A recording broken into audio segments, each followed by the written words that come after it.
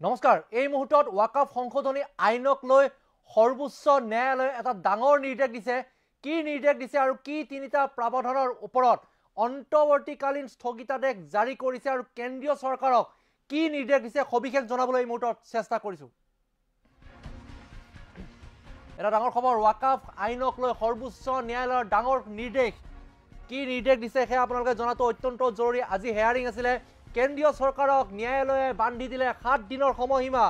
এসপ্তাহৰ সময়সীমা বান্ধি দিছে সৰ্বোচ্চ ন্যায়ালয়ে। তিনিটাকৈ প্ৰাৱধানৰ ওপৰত অন্তৱৰ্তীকালীন স্থগিতাদেশ জাৰি কৰিছে ন্যায়ালয়ে। ৱাকাফ সম্পত্তিক লৈ অধিসূচনা জাৰি কৰাত স্থগিতাদেশ, অৰ্থাৎ বলবৎ কৰিব নোৱাৰিব ৱাকাফ সম্পত্তিৰ হিচাপ নিকাচক লৈ কোনো ধৰণৰ আইন। জিলা আয়ুক্তৰ ক্ষমতাক লৈও অন্তৱৰ্তীকালীন স্থগিতাদেশ জাৰি কৰিছে। সংশোধনী আইনত অমুছলমান সদস্য ভৰ্তি কৰাৰ প্ৰাৱধানত স্থগিতাদেশ জাৰি কৰিছে অন্তৱৰ্তীকালীন। এসপ্তাহৰ ভিতৰত এই তিনিটা প্ৰাৱধানক লৈ স্পষ্টীকৰণ দিব লাগিব ভাৰত চৰকাৰে। স্পষ্টীকৰণ নিদিয়ালৈকে বলবৎ কৰিব নোৱাৰিব ৱাকাফ সংশোধনী আইন। এই তিনিটা প্ৰাৱধানৰ ওপৰত আজি 5টাকৈ মুখ্য আপত্তিৰ ওপৰতহে চলিব শুনানি। আৰু দ্বিতীয় ইয়াৰ পিছৰ যিটো হেয়াৰিং আছে সেয়া হ'ব 5 মে তাৰিখে। মে মাহৰ 5 তাৰিখে তৃতীয়টো শুনানিৰ দিন। অৱশ্যে সম্পূৰ্ণ আইনখনক লৈ কোনো ধৰণৰ স্থগিতাদেশ জাৰি কৰা নাই। ৱাকাফ আইনক লৈ স্থগিতাদেশ জাৰি কৰা হোৱা নাই। বিশেষকৈ তিনিটা প্ৰাৱধান যেতিয়ালৈকে কেন্দ্ৰীয় চৰকাৰে 7 দিনৰ ভিতৰত যদি স্পষ্টীকৰণ দিব নোৱাৰে তেতিয়ালৈকে ৱাকাফ সংশোধনী আইনত নতুন নিযুক্তি বন্ধ থাকিব। 2 নম্বৰ, ৱাকাফ সম্পত্তিৰ ক্ষেত্ৰত কোনো ধৰণৰ ডি নটিফাই জাৰি কৰিব নোৱাৰিব, ডি নটিফাই কৰিব নোৱাৰিব। 3 নম্বৰ, আৰু ৱাকাফ বাই ইউজাৰৰ যি নিয়ম, যি নীতি নিয়ম সকলো আগৰ দৰে একে থাকিব। তাত কোনো ধৰণৰ হস্তক্ষেপ কৰিব নোৱাৰিব এই আইনখনৰ যোগেদি। যিহেতু ইতিমধ্যে ভাৰতৰ এখন সংশোধনী আইন হিচাপে পৰিগণিত হৈছে। তেনেস্থলত ৱাকাফ সংশোধনী আইনৰ 3টা প্ৰভিজনছ আছে। প্ৰভিজনছটো হ'ল ডিষ্ট্ৰিক্ট কালেক্টৰে যি ৱাকাফ সম্পত্তিৰ ৰেজিষ্টাৰৰ যি ক্ষমতা, সেই ক্ষমতাক লৈও এতিয়া যি প্ৰশ্ন উত্থাপন হৈছিল তাক লৈ স্থগিতাদেশ জাৰি কৰিছে, যাতে যেতিয়ালৈকে কেন্দ্ৰীয় চৰকাৰে স্পষ্টীকৰণ নিদিয়ে, ক্লিয়াৰেন্স নিদিয়ে, কিয় তেওঁলোকে ডিষ্ট্ৰিক্ট কালেক্টৰৰ ক্ষেত্ৰত পঞ্জীয়নৰ প্ৰক্ৰিয়া তেওঁলোকে হাতত লৈছে, তাৰ স্পষ্টীকৰণ দিব লাগিব। ৱাকাফ সম্পত্তিৰ ক্ষেত্ৰত কোনো ধৰণৰ অধিসূচনা জাৰি কৰিব নোৱাৰিব। আৰু ৱাকাফ বৰ্ডত অমুছলমান 22জনীয়া সদস্যৰ ভিতৰত 20জনৰ বাকী 2জন 22জনীয়া সদস্যৰ ভিতৰত 2জন অমুছলমানৰ যি নিযুক্তি, সেই নিযুক্তিটো অন্তৱৰ্তীকালীন স্থগিতাদেশ জাৰি কৰিছে। তৃতীয়বাৰৰ বাবে শুনানি হ'ব 5 মে তাৰিখে। মে মাহৰ 5 তাৰিখে আৰু হেয়াৰিং আছে।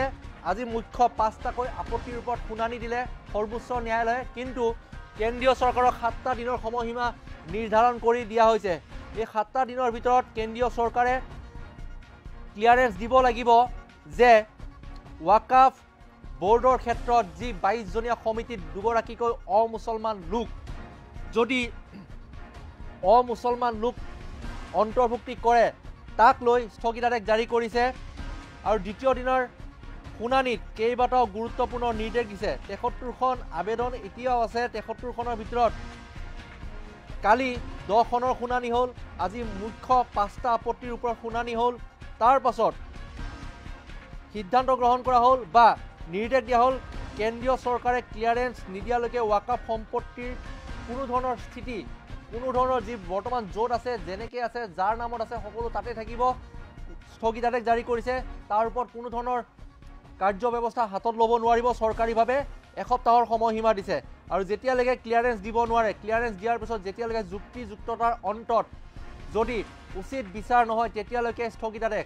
কোনো ধৰণৰ এই মুহূৰ্তত কোনো ধৰণৰ ৱাকাফ সম্পত্তিৰ ওপৰত চৰকাৰে হস্তক্ষেপ কৰিব নোৱাৰিব। এই 3টা প্ৰভিজনছ যিহেতু এই মুহূৰ্তত অন্তৱৰ্তীকালীন স্থগিতাদেশ জাৰি কৰিছে দেশৰ সৰ্বোচ্চ ন্যায়ালয়ে, সুপ্ৰিম কোৰ্ট। 5 মে তাৰিখে, মে মাহৰ 5 তাৰিখে আৰু এবাৰ হেয়াৰিং আছে। আৰু ইয়াত বহুকেইটা বিৰোধী দল, কংগ্ৰেছকে আদি কৰি বহুকেইটা বিৰোধী দলে তাত সৰ্বোচ্চ ন্যায়ালয়ত আবেদন দাখিল কৰিছিল। সকলোৰে বিচাৰ প্ৰক্ৰিয়া চলি আছে, শুনানি চলি আছে। আজি বাক বিতণ্ডা বহু হ'ল।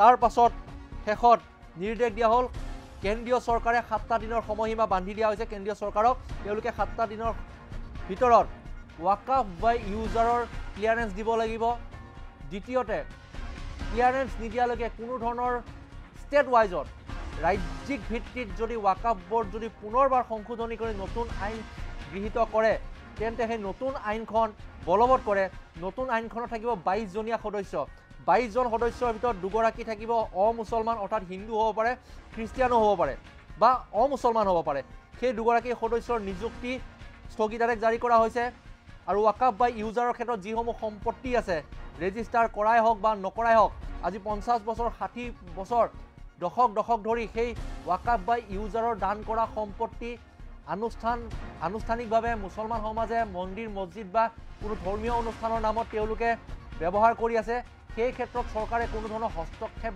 গ্ৰহণ কৰি হস্তক্ষেপ তেওঁলোকে কৰিব নোৱাৰিব আৰু দ্বিতীয়তে কোনো ধৰণৰ কাৰ্য ব্যৱস্থা হাতত ল'ব নোৱাৰিব গতিকে তিনিটাকৈ প্ৰভিজনছৰ ওপৰত অধিক গুৰুত্ব আৰোপ কৰা হৈছে আৰু যেতিয়ালৈকে চৰকাৰে 7টা দিনৰ সময়সীমা দিয়া হৈছে চৰকাৰে যদি 7 দিনৰ ভিতৰত ক্লিয়াৰেন্স দিব নোৱাৰে তেতিয়ালৈকে ৱাকাফ বোৰ্ডৰ সম্পত্তিৰ ক্ষেত্ৰত কোনো ধৰণৰ কাৰ্য ব্যৱস্থা হাতত ল'ব নোৱাৰিব আৰু যদি সুপ্ৰিম কোৰ্টে পাৰ্মিশ্যন দিয়ে পাৰিব বা অন্য যি প্ৰাৱধান আছে সেই তিনিটা প্ৰাৱধানক বাদ দি অন্য যি প্ৰাৱধান আছে অন্য যি প্ৰভিজনছ আছে তাক লৈ চৰকাৰে আইনত যেহেতু পৰিণত হৈছে আইন হিচাপে চৰকাৰে ব্যৱস্থা ল'ব পাৰে কিন্তু যিসমূহ বছৰ ধৰি দশক ধৰি ৱাকাফ বোৰ্ডৰ সম্পত্তি হিচাপে মানি তাত মুছলমান সমাজে নামাজ আদায় কৰি আহিছে কবৰস্থান নিৰ্মাণ কৰি আহিছে আৰু নামাজ আদায় মাজাৰ নিৰ্মাণ কৰি আহিছে মাজাৰ তেওঁলোকে নামাজ আদায় কৰি আহিছে ঠিক সেইবোৰ সম্পত্তিৰ ক্ষেত্ৰত কোনো ধৰণৰ হস্তক্ষেপ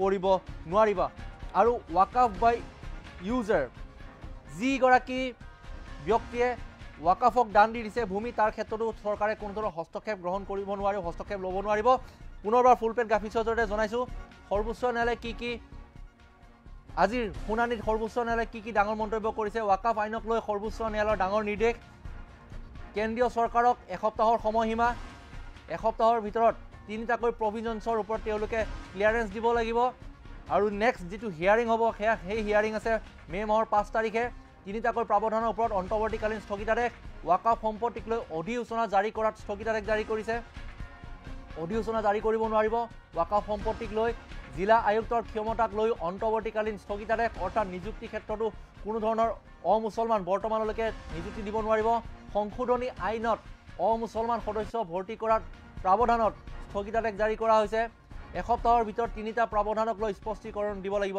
কেন্দ্ৰই আজিৰ দিনটোৰ এয়া শুনানি আমি পৰৱৰ্তী শুনানি হ'ব 5 মে' তাৰিখে আমি ৱাকাফ আইনক লৈ সুপ্ৰিম কোৰ্টত যিসমূহ তৰ্কযুদ্ধ চলি আছে সপক্ষে বিপক্ষে যিসকল অধিবক্তাই মাত মাতি আহিছে তাক লৈ আমি শেহতীয়া আপডেট পৰৱৰ্তী সময়ত জনাই যাবলৈ চেষ্টা কৰিম